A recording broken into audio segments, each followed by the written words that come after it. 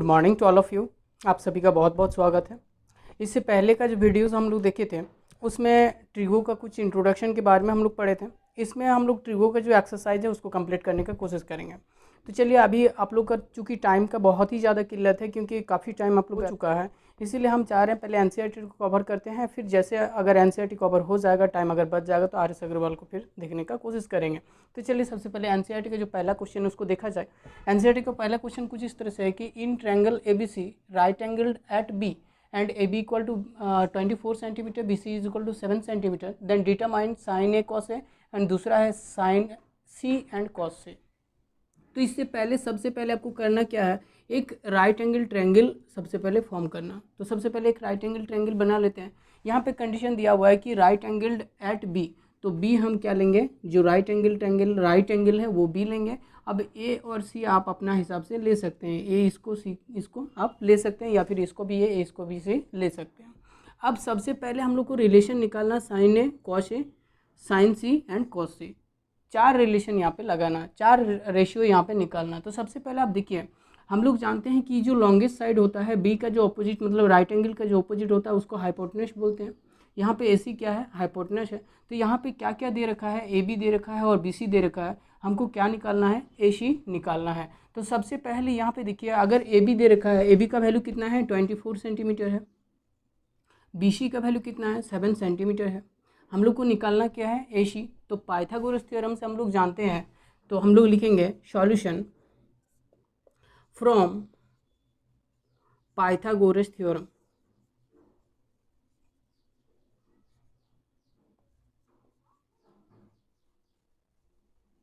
In triangle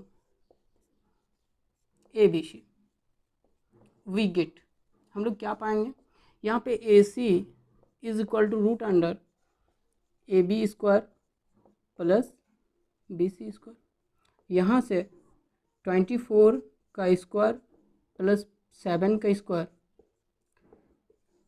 तो इसको जैसे सॉल्व कीजिएगा तो 24 का स्क्वायर प्लस 7 का स्क्वायर जैसे निकालिएगा तो ये टोटल आपका ओवरऑल 625 हो जाएगा, which is equal to 25 centimetre. तो हम लोग यहाँ पे देख रहे हैं कि AC का जो वैल्यू आया वो कितना आ गया 25 सेंटीमीटर। तो हम लोग अब देख रहे हैं कि यहाँ पे तीनों साइड हम लोग निकाल लिए हैं, AB तो दिया हुआ है, BC भी दिया हुआ है, AC हम लोग निकाल चुके हैं। अब हम इसमें किसी भी रिलेशन या किसी भी रेशियो को निकालना चाहे, साइन से लेके आपका कोसेक तक किसी का भी हम इजीली निकाल सकते हैं। तो सबसे पहले हम लोग यहाँ पे क्वेश्चन नंबर 1 जो दे रखा है इसको सॉल्व करते हैं। Sine of angle A is equal to sine A, ध्यान से अब यहाँ पे सोचने वाली बात है, साइन A जब लेते हैं तो इसमें होता क्या है, P/H बोल लेते हैं, या फिर इसको ऐसे सोच सकते हैं कि साइन A, साइन का जब एंगल लिया जाता है, जैसे A एंगल को लिया जा रहा है तो इसमें होता क्या है, साइन जिस एंगल का लिया जा रहा है उसका ऑपोजिट साइड, तो A का ऑपोजिट साइड क्या बन रहा है BC बटे हाइपोटेनस, हाइपोटेनस तो AC है, हाइपोटेनस नहीं बदलता है, ये एंगल के हिसाब से परपेंडिकुलर और बेस तो बदल जाता है लेकिन हाइपोटेनस सेम रहता है। तो यहाँ पे अगर हम यहाँ पे देखें कि साइन ऑफ एंगल A निकालें तो A का ऑपोजिट साइड कौन सा है, BC है। तो हम यहाँ पे लिख सकते हैं कि ये क्या हो जाएगा BC बटे, और ये जो हाइपोटेनस है वो तो अनचेंज रहता है तो उसका वैल्यू क्या है AC, तो हम BC बटे AC लिख सकते हैं। BC का वैल्यू पहले से दे रखा है कितना 7 सेंटीमीटर, और AC का वैल्यू कितना दे रखा है आपका निकल गया 25, तो आपका ये कितना हो गया 7/25, कितना किसका आंसर हो गया साइन A का। उसी तरह से हम लोग को cos A निकालना है। तो चलिए cos A इक्वल टू होता है क्या, सबसे पहले देखते हैं। cos A का फॉर्मूला हम बताए थे B/H होता है, या फिर cos A जिस एंगल का cos निकालते हैं उसका एडजेसेंट साइड, एडजेसेंट साइड मतलब उसका जिस भुजा के साथ हाइपोटेनस और जिस भुजा के साथ आपका एंगल क्रिएट हो रहा है वो भुजा बटे हाइपोटेनस होता है। तो देखिए इसका एडजेसेंट साइड यहाँ पे क्या है AB और इसका हाइपोटेनस क्या है AC, तो हम यहाँ पे लिख सकते हैं कि AB बटे AC is equal to, AB का वैल्यू देखिए 24 सेंटीमीटर दे रखा है तो 24/25 इसका आंसर हो गया। नेक्स्ट जो रिजल्ट यहाँ पे दिया हुआ है 2 नंबर में, इसमें क्या क्या है, साइन C है, तो साइन C इक्वल टू देखिए उसी तरह से साइन का C, साइन का एंगल C, तो ये एंगल C है। अब ये एंगल C का जब साइन निकालते हैं तो क्या बोलें, इसका ऑपोजिट साइड, तो C का ऑपोजिट साइड AB बन रहा है और हाइपोटेनस बटे हाइपोटेनस, तो हाइपोटेनस क्या है AC है, तो यहाँ पे हम लिख सकते हैं कि AB बटे AC, और AB का वैल्यू यहाँ पे क्या दे रखा है 24, और रेशी का वैल्यू क्या दे रखा है आपका 25, तो ये आपका इसका आंसर हो गया। दूसरा जो साइन सी और कॉस सी दिया हुआ है, तो cos C is equal to cos का सी, एंगल सी ले रहे हैं, तो आपको फिर से बता रहे हैं कि एंगल जिसका लिया जाता है और उसका अगर कोसाइन निकाला जाता है तो उसका एडजेसेंट साइड बटे हाइपोटेनस लिया जाता है। तो इसका एडजेसेंट साइड क्या है, BC है, और हाइपोटेनस तो AC है, तो इसको हम लोग लिखेंगे BC बटे AC। BC का वैल्यू यहाँ पे कितना दे रखा है 7 और यहाँ पे 25। तो क्वेश्चन नंबर 1 हम इस तरह से सॉल्व कर सकते हैं। सबसे पहले हम लोग क्या करेंगे, जब किसी ट्रायंगल में 2 साइड दे रखा होगा तो उसमें से एक साइड सबसे पहले जो दिया हुआ नहीं रहेगा, तो राइट एंगल ट्रायंगल का आपका जो पाइथागोरस थ्योरम है उससे हम लोग निकाल लेंगे। निकालने के बाद फिर हम लोग जो रेशियो का फॉर्मूला होता है उस फॉर्मूला को बारी बारी से समझेंगे। फिर एक बार बता रहे हैं कि जब साइन निकालते हैं किसी भी एंगल का, जैसे कि साइन सी निकालेंगे, तो साइन सी जिस एंगल का साइन निकालेंगे उसका ऑपोजिट साइड बटे हाइपोटेनस, या फिर उसको P बटे हाइपोटेनस के रूप में भी समझ सकते हैं।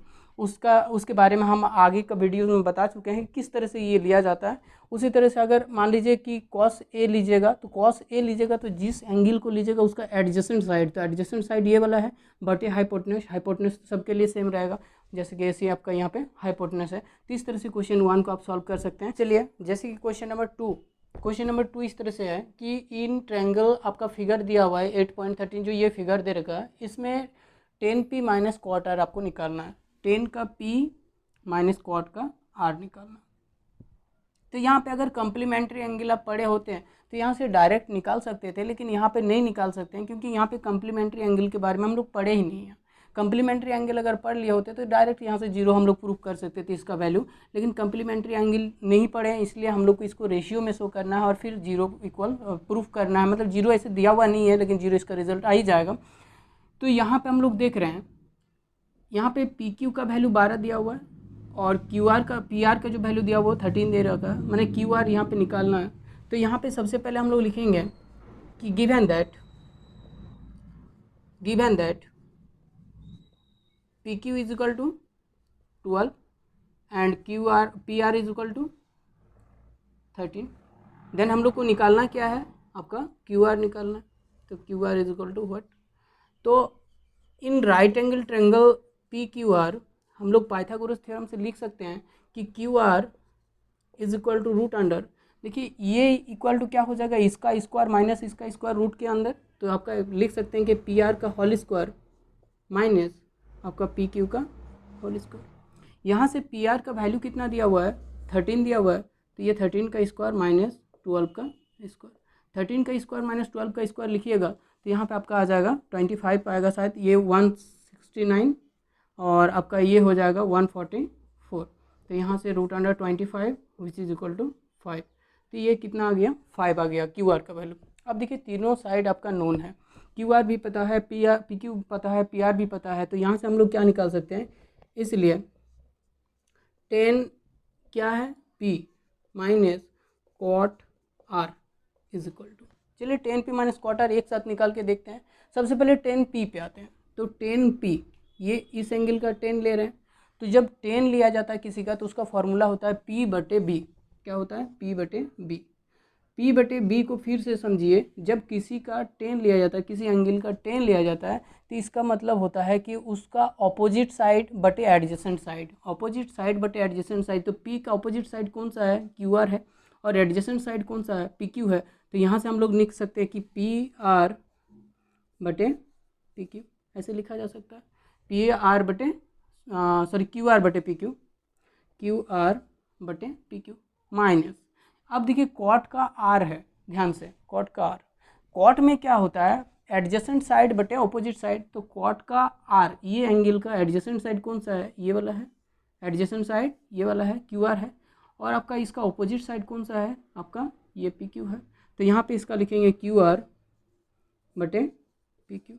तो यहाँ से हम लोग देख रहे हैं ये बराबर टर्म है, ये तो कटेगा ही। अब वैल्यू डाल के इसका 0 कर देते हैं। तो चलिए इसका वैल्यू कितना आया है, इसका 5 आया है, बटे इसका PQ का वैल्यू कितना आया, तो PQ का वैल्यू हम लोग पहले दे रखा है 12 माइनस 5 बटे 12 इज इक्वल टू 0। यहाँ पे लिख सकते हैं कि hence 10P minus cot R is equal to 0।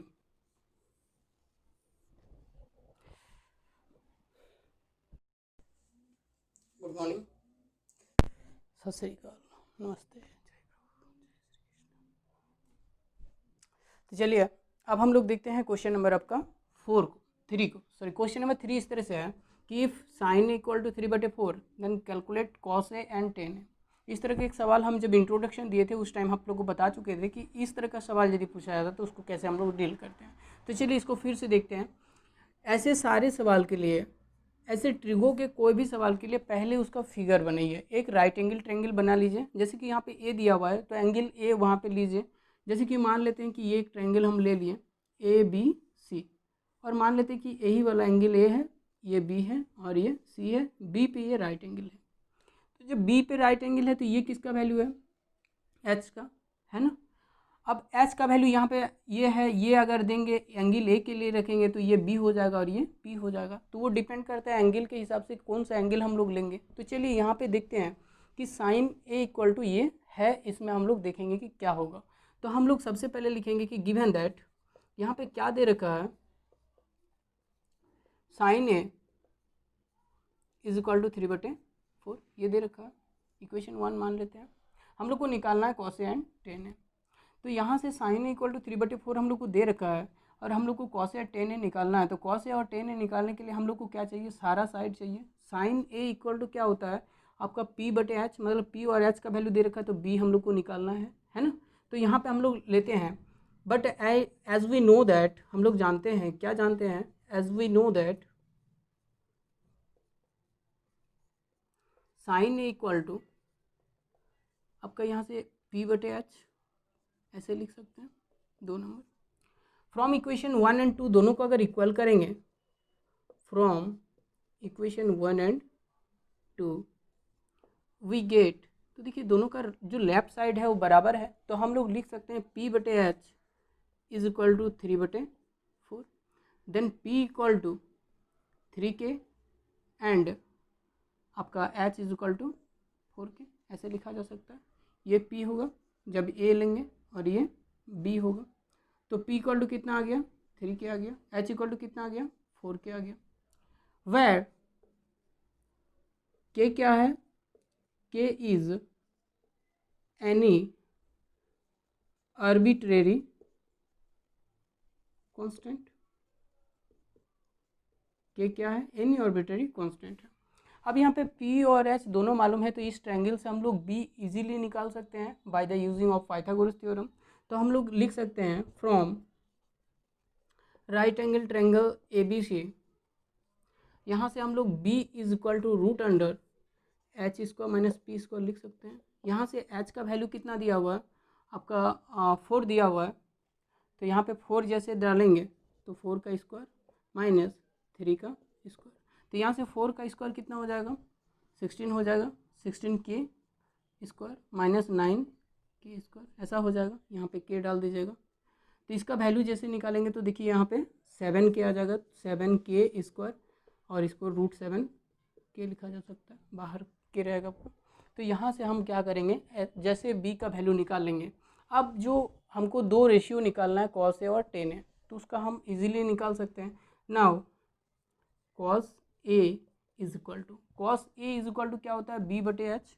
तो B का वैल्यू क्या है, B/H। B का वैल्यू कितना निकला, √7K, बट H का वैल्यू क्या निकला हुआ है, 4K, ये दे रखा है। तो यहाँ से K कैंसिल, तो √7/4, ये किसका वैल्यू हो गया आपका, cos A. And tan A is equal to, tan A equal to क्या होता है आपका P/B होता है। तो P/B, P का वैल्यू क्या दे रखा है आपका 3K, और B का वैल्यू क्या निकला, √7K।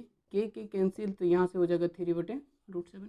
इस तरह से आप और भी जो रेशियो है आपका sign A, cos A, ten ए, ये 3 तो हो गया। इसके बाद सेक ए, कॉसेक ए और कॉट ए, उसका भी आप इजीली इस तरह से निकाल सकते हैं। अब यहाँ पे क्वेश्चन इस तरह से भी कभी दिया जाता है कि आपका यहाँ पे साइन ए का वैल्यू दे रखा है, लेकिन आपको यहाँ पे पूछा जाता है कि कॉस सी का वैल्यू क्या होगा, कॉस सी का वैल्यू क्या होगा। तो वैसे सिचुएशन में आप यहाँ पे जब सी को लेंगे तो उसके लिए पी जो हो जाएगा आपका ये हो जाएगा, और बी जो हो जाएगा वो ये वाला हो जाएगा। मतलब कहने का मतलब पी का जो वैल्यू रहेगा वो आपका 3K नहीं रहेगा बल्कि √7K हो जाएगा।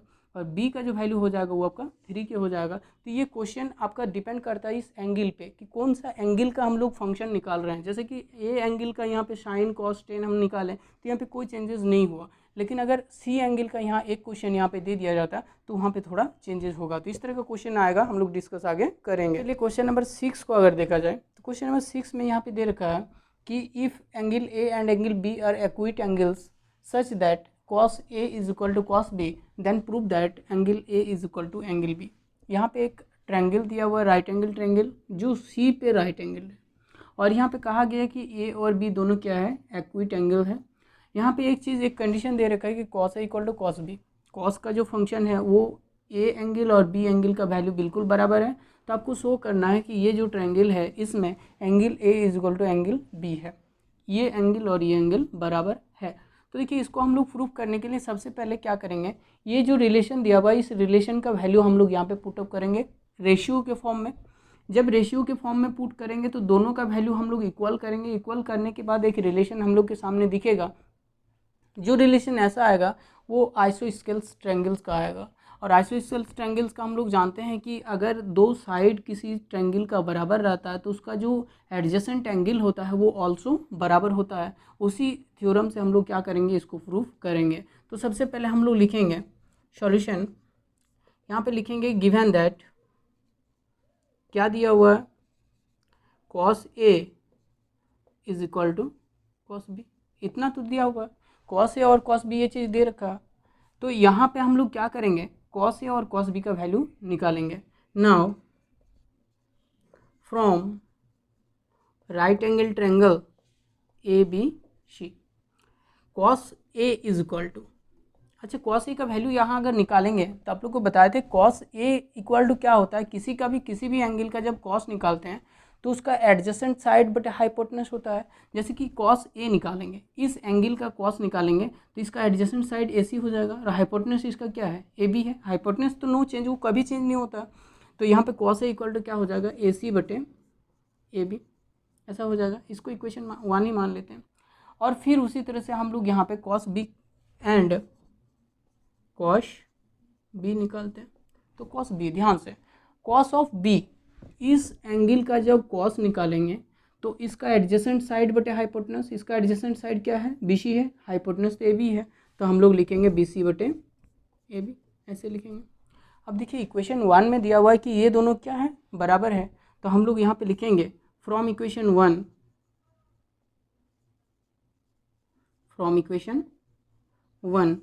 वी कैन राइट, हम लोग क्या लिख सकते हैं, आपका AC बटे AB is equal to BC बटे AB, ऐसा लिख सकते हैं। अब ध्यान से देखिए AB और AB एक दूसरे को क्या करेगा, कैंसिल करेगा, तो यहाँ से AC is equal to BC हो जाएगा।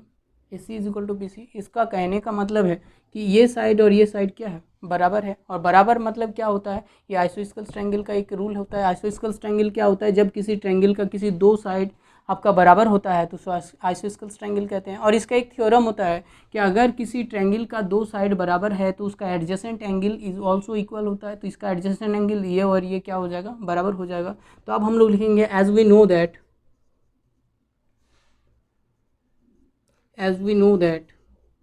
the adjacent angles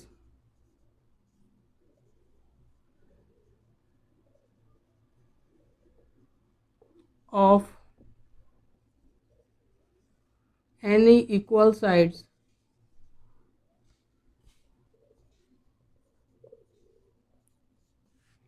of isosceles triangle